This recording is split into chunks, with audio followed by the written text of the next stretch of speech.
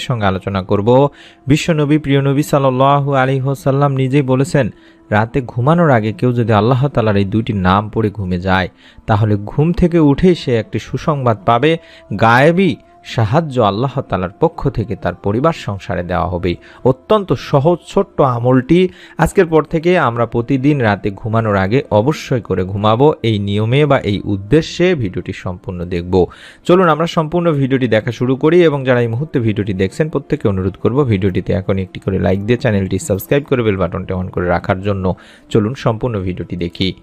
রহমতের প্রহর বা সময় বলতে রাতের শেষ তৃতীয়াংশকে বোঝায়। অলিয়া উলিয়ারা এই সময়কে ইবাদত বন্দেগীর উত্তম সময় হিসেবে বেছে নিতেন, কারণ এই সময় নবী করিম সাল্লাল্লাহু আলাইহি ওয়াসাল্লাম ও তার সাহাবারা নফল নামাজ, কোরআন তেলাওয়াত, জিকির আজগার ও মুরাকাবা করতেন।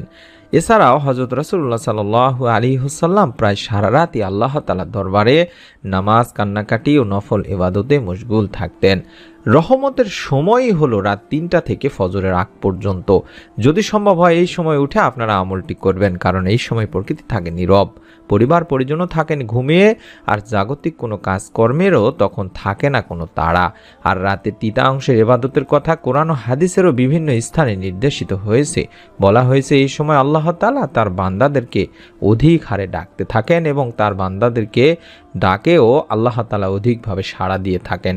তিনি বান্দাকে অনুপ্রাণিত করতে থাকেন বা ডাকতে বলেন এবং ইবাদত করে তার নৈকট্য লাভের আহ্বান করতে বলেন। আর সেই সময় যদি আমরা আল্লাহ তাআলার কাছে ডাকতে পারি, আল্লাহ তাআলা আমাদের ডাকও শুনবেন।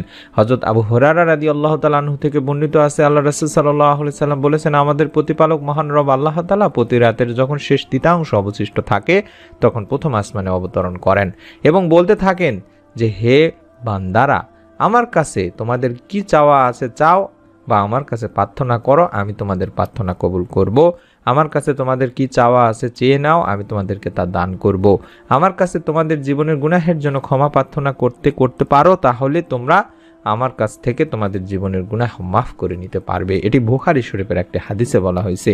আল্লাহ তাআলা নিজেই ডেকে ডেকে তার বান্দাদেরকে বলেন, এই সময়টিতে যদি আমরা কষ্ট করে উঠে ওযু করে 2 রাকাত করে 4 রাকাত তাহাজ্জুদের নামাজ আদায় করে এই আমলটি করতে পারি, আল্লাহ তাআলা ইনশাআল্লাহ আমাদের দোয়া ফেরত দেবেন না। আর যদি না পারেন সেই সময় ওঠার জন্যে, কষ্টকর মনে হয়, তাহলে আপনারা রাতে ঘুমাতে যাওয়ার আগে বা ঈশার নামাজের পরেও আমলটি করতে পারবেন ইনশাআল্লাহ। আল্লাহর এমনই দুটি নাম আপনি যদি রাতে পড়ে ঘুমান, আপনার মনে নেক আশা আল্লাহ তাআলা ইনশাআল্লাহ পূরণ করবেনই করবেন। আমরা জানি মহান রব আল্লাহ তাআলার 99টি পবিত্র গুণবাচক নাম আছে, আর আল্লাহ হলো তার জাতি নাম। আর সেটি হলো আল্লাহ তাআলার জাতি নাম, যেটি আল্লাহ নামের সঙ্গে আরেকটি নাম আমরা আল্লাহ তাআলার পবিত্র গুণবাচক নাম সংযুক্ত করব, আর সেটি হলো সামাদুন। অর্থাৎ সামাদুন এই নামটি আমরা পবিত্র কোরআনুল কারিমে সূরা ইখলাসের মধ্যে পেয়েছি। আর সামাদুন অর্থই হলো অমুখাপেক্ষী। আল্লাহ তাআলা কারোরই মুখাপেক্ষী নন, আর বাকি সকলেই আল্লাহর মুখাপেক্ষী। সুতরাং আমরা সামাদুন এই নামটি আল্লাহ তাআলার জাতি নাম আল্লাহের সঙ্গে মিলিত করে একসঙ্গে পড়ব। অর্থাৎ আল্লাহুস সামাদ, আল্লাহুস সামাদ, আল্লাহুস সামাদ, এইভাবে হাতে গুনে গুনে 101 বার পাঠ করব। এটা আবু দাউদ শরীফের একটি হাদিসে বলা হয়েছে। দিনী ভাই বোনেরা, আমরা চেষ্টা করব যদি সম্ভব হয় তাহাজ্জুদ নামাজের সময়, অর্থাৎ বাংলাদেশের সময় রাত 3টা থেকে ফজরের আগ পর্যন্ত এই সময়টিতে উঠে আমলটি করার জন্য। আর যদি না হয় তাহলে আমরা রাতে ঘুমাতে যাওয়ার আগে, অর্থাৎ আমরা এশার নামাজের পর আমলটি করতে পারি। আল্লাহুস সামাদ এইভাবে আপনি 101 বার পড়ার আগে পড়ে অন্তত ছোট্ট এই দরুদ শরীফটি সাল্লাল্লাহু আলাইহি ওয়াসাল্লাম 11 বার করে পড়ে নেবেন। ইনশাআল্লাহ এভাবে আপনারা রাতে আমলটি করলে আল্লাহ রাব্বুল আলামিন আপনার মনের নেক আশা পূরণ করবেন। এই আমলটি করার পরে আল্লাহ তাআলার কাছে আপনি আপনার মনের নেক চাওয়া পাওয়াগুলো তুলে ধরবেন।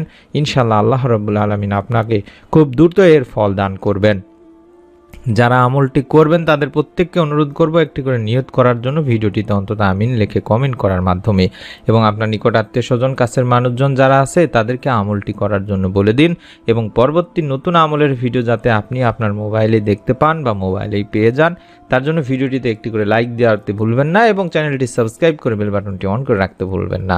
সকলে ভালো থাকুন, সুস্থ থাকুন। মহান রব আল্লাহ তাআলা আমাদের সকলকে আমলটি করার মাধ্যমে আমাদের মনের নেক আশা পূরণ করুন। আমিন। আসসালামু আলাইকুম ওয়া রাহমাতুল্লাহ।